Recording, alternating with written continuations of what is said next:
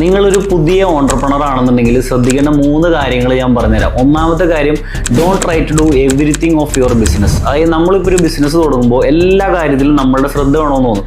ശ്രദ്ധിക്കുന്നതൊക്കെ ഓക്കെയാണ്, പക്ഷെ നമ്മൾ എല്ലാ കാര്യത്തിലും നമ്മൾ കൈ കടത്തി കഴിഞ്ഞാൽ നമ്മൾ ശ്രദ്ധിക്കേണ്ട കാര്യങ്ങൾക്ക് പ്രോപ്പറായിട്ട് ഇൻവെസ്റ്റ് ചെയ്യാൻ സമയമില്ലാണ്ട് വരും. അപ്പം നമ്മളെല്ലാ കാര്യങ്ങൾക്കും നമ്മൾ തന്നെ ഇടപെടുമ്പോൾ നമ്മുടെ ബിസിനസ് ഭയങ്കരമായിട്ട് സ്ലോ പ്രോസസ്സായിട്ട് മാറും. രണ്ടാമത്തെ കാര്യം മാർക്കറ്റ് അനലൈസ് ആണ്. സ്വാഭാവികമായിട്ട് നമ്മളിപ്പോൾ ഒരു ബിസിനസ് തുടങ്ങുമ്പോൾ നമ്മളുടെ ഐഡിയ എപ്പോഴും നമുക്ക് പ്രിയപ്പെട്ടതായിരിക്കും. പക്ഷേ ഇത്രയും കോമ്പറ്റീഷൻ നിറഞ്ഞൊരു മാർക്കറ്റിലായിട്ട് നമ്മളൊരു പ്രൊഡക്റ്റോ സർവീസോ ആയിട്ട് വരുമ്പോൾ പ്രോപ്പറായിട്ട് മാർക്കറ്റ് അനലൈസ് ചെയ്യുക എന്നുള്ളത് വളരെ ഇമ്പോർട്ടൻ്റ് ആയിട്ടുള്ള ഒരു കാര്യമാണ്.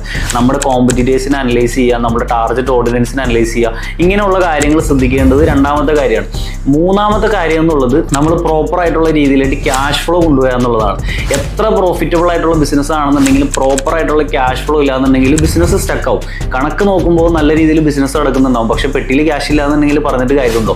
അപ്പോൾ പ്രോപ്പറായിട്ടുള്ള ക്യാഷ് ഫ്ലോ മെയിൻറ്റെയിൻ ചെയ്യുക. പ്രോപ്പറായിട്ടുള്ള അക്കൗണ്ട് സ്റ്റാഫിനും സെയിൽസ് സ്റ്റാഫിനെയും വെച്ചിട്ട് നമ്മുടെ ക്യാഷ് ഫ്ലോ കറക്റ്റ് ആണെന്നുള്ള രീതിയിൽ അനലൈസ് ചെയ്യുക എന്നുള്ളതാണ് മൂന്നാമത്തെ കാര്യം.